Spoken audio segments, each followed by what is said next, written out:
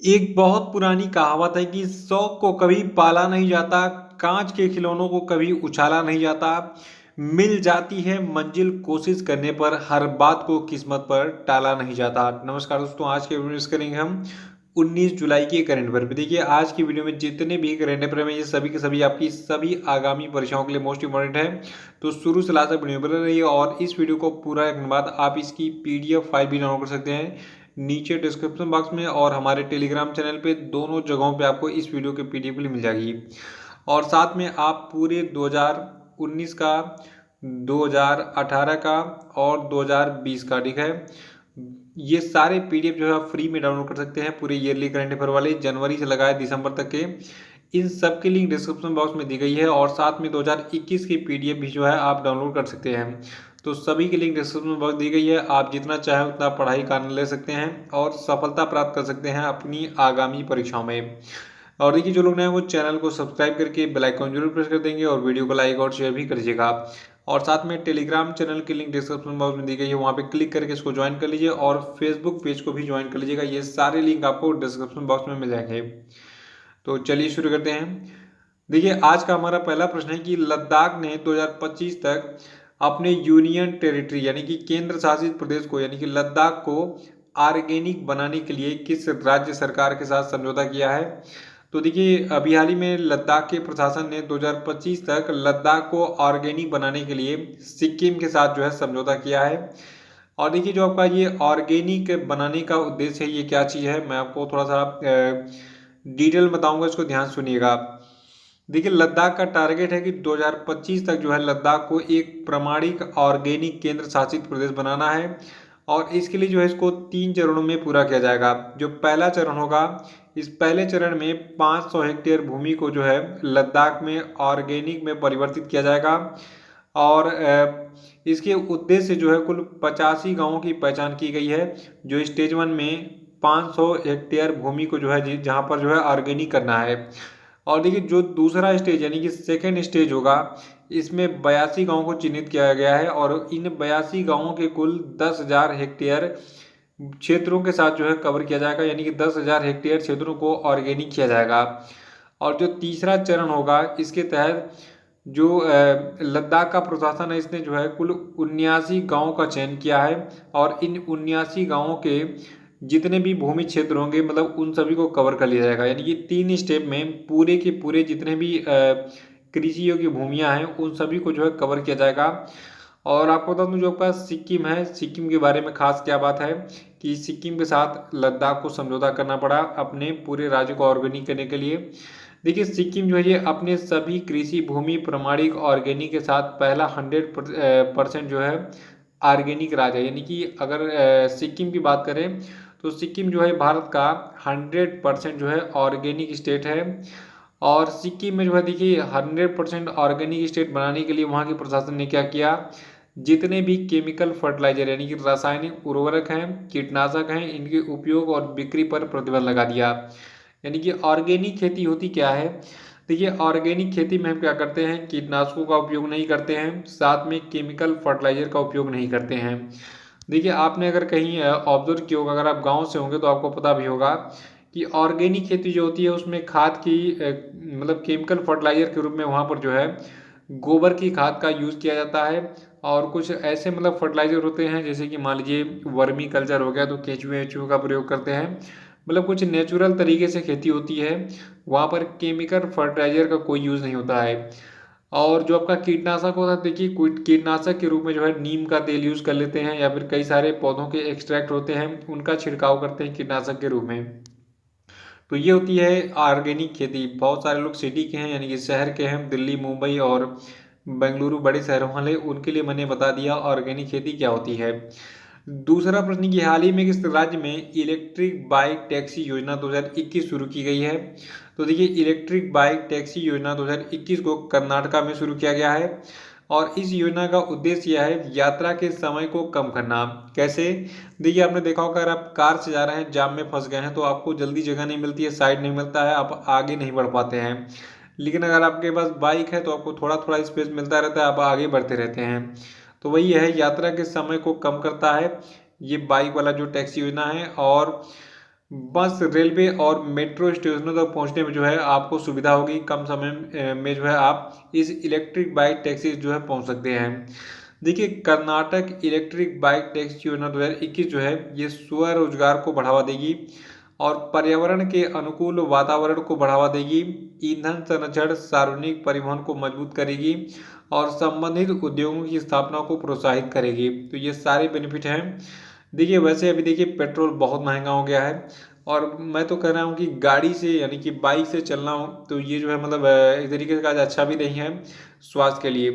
तो आप हो सके तो एक अच्छी सी साइकिल लीजिए, 10-12 हज़ार की बढ़िया साइकिल जो आती है सबसे बेस्ट है, जिसका लुक भी ज़बरदस्त हो, स्पोर्ट बाइक से कम ना हो। और नहीं बजट उतना है तो आप 4-5 हज़ार रुपये की अच्छी साइकिल ले सकते हैं, उससे आप चलिए, आपका स्वास्थ्य जो है वो भी बना रहेगा और एक तरीके से आपका मनोरंजन भी होगा। देखिए, आप अगर इलाहाबाद में रहे होंगे, मैं तो इलाहाबाद में रहा हूँ, मैंने देखा वहाँ पे कोई भी साइकिल चलाने में शर्म नहीं करता है, चाहे वो पीसीएस ऑफिसर हो या फिर कोई सरकारी कर्मचारी हो या फिर वहाँ के छात्र हों। तो वहाँ साइकिल का बहुत क्रेज है, मैं खुद वहाँ पे साइकिल से ही चलता था और बहुत मज़ा आता था वहाँ पे जो है साइकिल से चलने में। तो साइकिल चलिए, अपने स्वास्थ्य को सुधार कीजिए और अपना जो है हज़ारों रुपये पेट्रोल का जो खर्चा है महीने में बचाइए, क्योंकि सरकार बहुत जो है इस समय क्या बताया जाए मतलब लग रहा है ऐसा कि तानाशाही की सरकार चली है, पेट्रोल का रेट जो है बढ़ते जा रहा है। कर्नाटका की बात करें तो देखिए, कर्नाटका राज्य जो है यहाँ की राजधानी बेंगलुरु है, मुख्यमंत्री हैं BS येदियुरप्पा और राज्यपाल हैं थावर चंद गहलोत। देखिए, अब समय आ गया है कि हमें जो है पेट्रोल डीजल पर निर्भरता कम करनी पड़ेगी और कुछ नया करना पड़ेगा, जैसे कि साइकिल चलिए। और हमको लगता है बैलगाड़ी और ये घोड़ा गाड़ी वाला ज़माना फिर से वापस आने वाला है, क्योंकि पेट्रोल के दाम ऐसे बढ़ते रहे तो फिर कौन चलाएगा गाड़ी। या फिर इसका एक और विकल्प है इलेक्ट्रिक वाहन, तो इलेक्ट्रिक वाहन बहुत महंगे हैं, इसलिए cycle is the best option for you. और तीसरा प्रश्न है कि Urdu poets and writers James of Deccan किसने लिखा है। तो देखिए, जो पुस्तक है Urdu poets and writers James of Deccan, इसको लिखा है JS इफ्तेखार ने। देखिए, बिहार ही में इसका विमोचन भारत के उपराष्ट्रपति वेंकैया नायडू ने किया। और ये जो पुस्तक है Urdu poets and writers James of Deccan, ये पुस्तक जो है गद्य और काव्य का संकलन है, जो कि दक्कन यानी कि डेक्कन क्षेत्र के 51 उत्कृष्ट कवियों और लेखकों के जीवन और कार्यों को समेटे हुए है। और इस पुस्तक में हैदराबाद के संस्थापक मोहम्मद कुली कुतुब शाह के समय से लेकर वर्तमान समय तक दक्कन की समृद्ध साहित्यिक और सांस्कृतिक परंपराओं की चर्चा की गई है। 14 प्रश्न की जून 2021 में थोक मूल्य आधारित मुद्रास्फीति कितनी दर्ज की गई। देखिए, ये सारे आंकड़े मैं आपको जो दे रहा हूँ उसको नोट करते रहा कीजिए, बहुत ही यूनिक होते हैं और ये आपको शायद न्यूज़पेपर में समझ में ना आए, क्योंकि देखिए मैं पूरा अगर कहा जाए कि 200 लाइनें पढ़ता हूँ तो उसमें से जो आपके लिए जो है 20 लाइनें सेलेक्ट करता हूँ और ये 20 लाइनें एग्जाम के लिए इंपॉर्टेंट होती हैं, तो काफ़ी समय लगता है मुझे बनाने में और इसको आप हूबहू याद करते रहा कीजिए। देखिए, जून 2021 में थोक मूल्य आधारित जो मुद्रास्फीति है ये 12.07% दर्ज की गई। देखिए, जून के दौरान ईंधन और पावर बास्केट में मुद्रास्फीति घटकर 32.83% हो गई, जो कि मई में 37.61% थी। और खाद्य वस्तुओं की मुद्रास्फीति भी जून में घटकर 3.09% हो गई, जो कि मई में 4.31% थी। और यहाँ तक कि प्याज की जो कीमत है, तो प्याज की कीमतों में भी जो है तेजी आई। प्याज की कीमत बहुत तेज़ी से बढ़े थे जून महीने में, लेकिन अभी जुलाई में थोड़े से कम हो गए हैं। और देखिए, विनिर्मित उत्पादों में मुद्रास्फीति जून में 10.88% रही, जो कि पिछले महीने में यानी कि जून के पहले आपका मई पड़ता है, मई जून, ठीक है। तो मई में जो है ये कितना था 10.83%, जो कि जून में कितना हो गया 10.88%। तो ये आंकड़े हैं आपके। और पांचवा प्रश्न है कि सड़क परिवहन और राजमार्ग मंत्रालय के तहत Indian academy of highway engineers ने नोएडा उत्तर प्रदेश में उन्नत परिवहन प्रौद्योगिकी और प्रणालियों के लिए एक केंद्र स्थापित करने के लिए किस देश के न्यू साउथ वेल्स विश्वविद्यालय के साथ एक समझौता किया है। तो देखिए, न्यू साउथ वेल्स विश्वविद्यालय आपका ऑस्ट्रेलिया में स्थित है। और और देखिए, ये जो समझौता किया गया है न्यू साउथ वेल्स विश्वविद्यालय और Indian academy of highway engineers के द्वारा, ठीक है, तो इसमें उन्नत परिवहन प्रौद्योगिकी और प्रणालियों के लिए केंद्र की स्थापना के लिए क्षमता निर्माण, प्रौद्योगिकी हस्तांतरण और सक्षम वातावरण के निर्माण के लिए एक परियोजना है ये। और न्यू साउथ वेल्स विश्वविद्यालय जो आपका है, तो ये जो है स्मार्ट ट्रांसपोर्ट सिस्टम और मॉडलिंग पर एक पाठ्यक्रम प्रदान करेगा। और ये परियोजना जो है ये देश में सड़क सुरक्षा परिदृश्य को बेहतर बनाने में मदद भी करेगी। और अगला प्रश्न हमारा है कि कौशल भारत मिशन यानी कि स्किल इंडिया मिशन किस तिथि को लॉन्च किया गया था। देखिए कुछ ऐसी योजनाएं होती हैं जिंदगी भर पूछी जाती हैं, ठीक है। आप पूछते हैं ना कि कितने साल का मैं करेंट अफेयर पढ़ूं कि एग्जाम में सारे प्रश्न मिल जाएं। तो देखिए वैसे एग्जाम का जो नियम होता है ये 1 ईयर का होता है, 1 साल का आप करेंट अफेयर पढ़िए, आपके सारे जो है करेंट अफेयर मिल जाएंगे वहाँ से। लेकिन कभी कभी पुरानी जो योजनाएं होती हैं जो 10 साल, 5 साल, 3 साल, 4 साल पहले लॉन्च की गई होती हैं, तो उनको भी एग्जाम में पूछा जाता है। तो यहाँ पे एक योजना है स्किल इंडिया मिशन, इसको लॉन्च किया गया था 15 जुलाई 2015 को। और अभी हाल ही में देखिए विश्व युवा कौशल दिवस और यानी कि वर्ल्ड यूथ स्किल डे 2021 और कौशल भारत मिशन यानी कि स्किल इंडिया मिशन की जो 6वीं वर्षगांठ है, इसके अवसर पर पीएम मोदी ने जो है 15 जुलाई 2021 को राष्ट्र को संबोधित किया। देखिए 15 जुलाई को ही कौशल भारत मिशन को लॉन्च किया गया था यानी कि स्किल इंडिया मिशन को लॉन्च किया गया था। और इसीलिए जो है 15 जुलाई को हम विश्व युवा कौशल दिवस मनाते हैं, ठीक है। तो क्या हुआ कि जो पीएम मोदी है उन्होंने 15 जुलाई को भारत को संबोधित किया यानी कि भारत के युवाओं को संबोधित किया।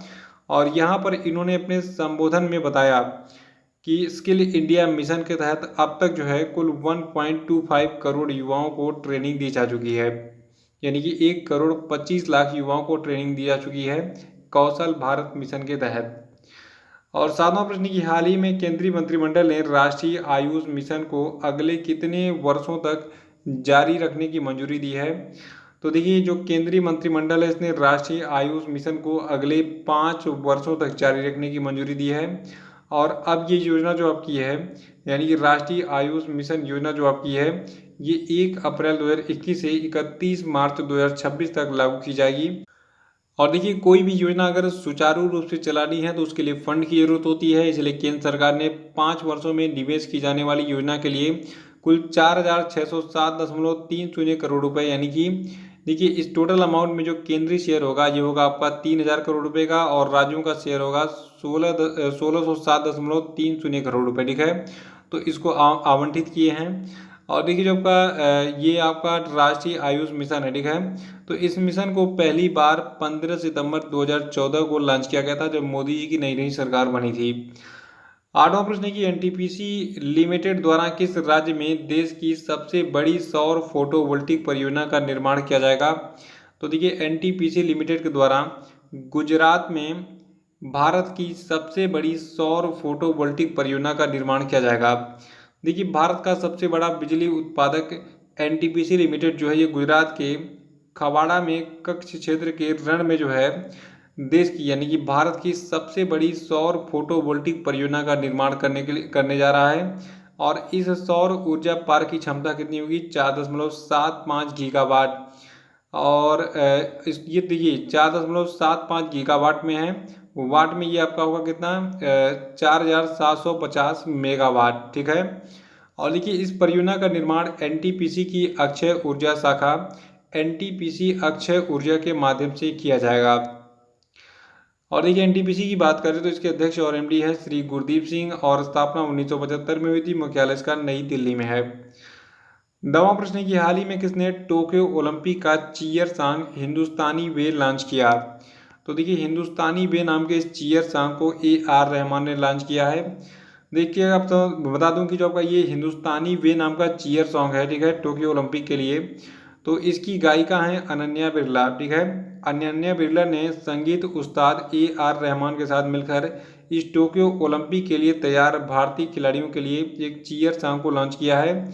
देखिए जो हिंदुस्तानी वे शीर्षक से ये गीत बना है ये अनन्या के द्वारा गाया गया है और AR रहमान के द्वारा ये रचित है। और देखिए इस गाने की लॉन्च में जो है सूचना एवं प्रसारण मंत्री अनुराग ठाकुर भी उपस्थित रहे। तो याद रखिएगा यहाँ पे सबसे खास बात कि टोक्यो ओलंपिक का जो चीयर सॉन्ग है हिंदुस्तानी वे, तो इसको लिखा किसने है AR रहमान ने और इसको गाया है अनन्या बिरला ने। 10वां की विश्व में खाद्य सुरक्षा और पोषण की स्थिति 2021 यानी कि the state of food security and nutrition in the world 2021 report के अनुसार 2020 में दुनिया में कितने लोगों को भूख का सामना करना पड़ा।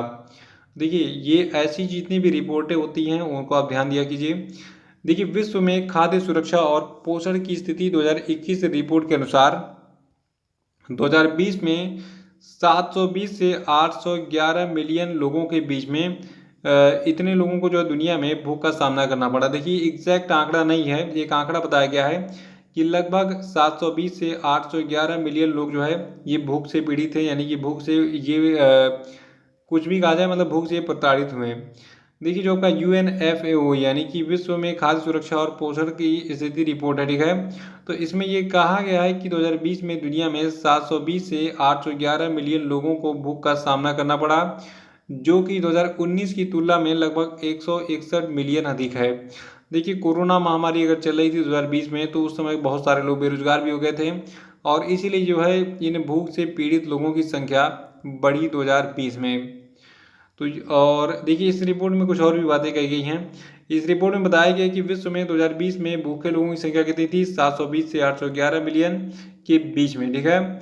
और एशिया में 418 मिलियन जो है लोग भूखे थे, यानी कि दुनिया की आधी से अधिक आबादी जो है भूखी थी 2020 में। और अफ्रीका में 282 मिलियन लोग, यानी कि एक तिहाई लोग जो है ये भूखे थे।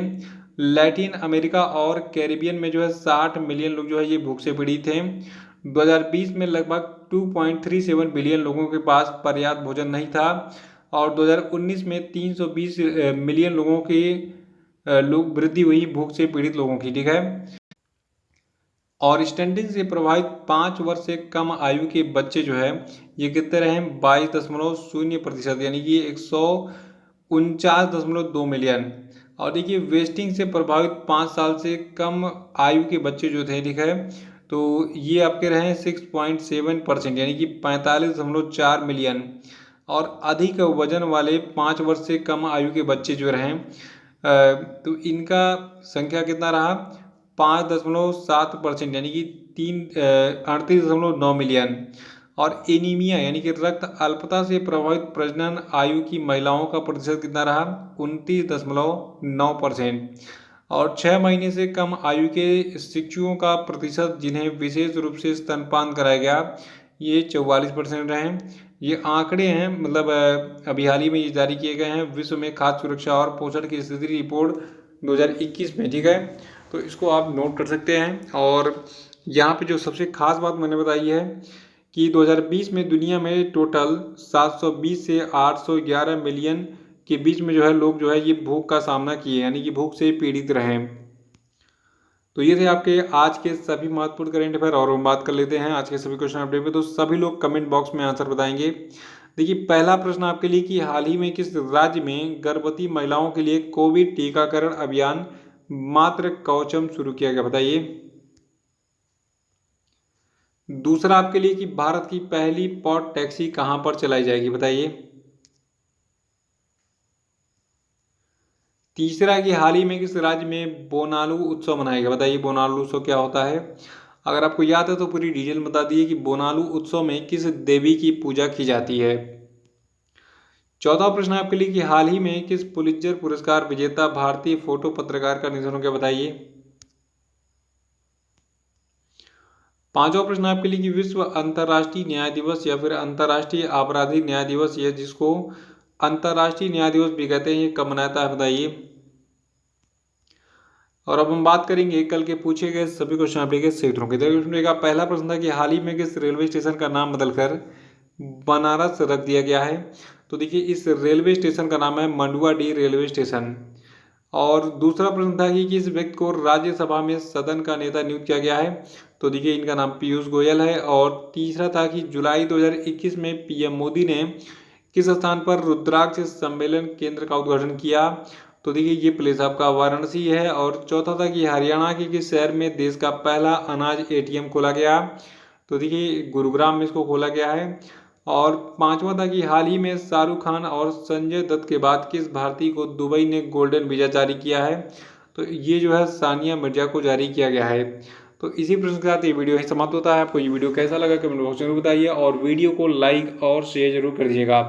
और देखिए टेलीग्राम चैनल की लिंक डिस्क्रिप्शन बॉक्स में दी गई है, टेलीग्राम चैनल को ज्वाइन कर लीजिएगा, फेसबुक पेज को भी लाइक कर लीजिएगा और जितने सारे लिंक दिए गए हैं सबको मतलब ज्वाइन करके और साथ में जितने भी वीडियोस के लिंक आपको दिए गए हैं उनको देख लीजिएगा और जितने भी फ्री पीडीएफ आपको दिए जा रहे हैं उनको जरूर आप पढ़िए डाउनलोड करके। तो इसी के साथ बहुत बहुत धन्यवाद। Thank you and have a nice day.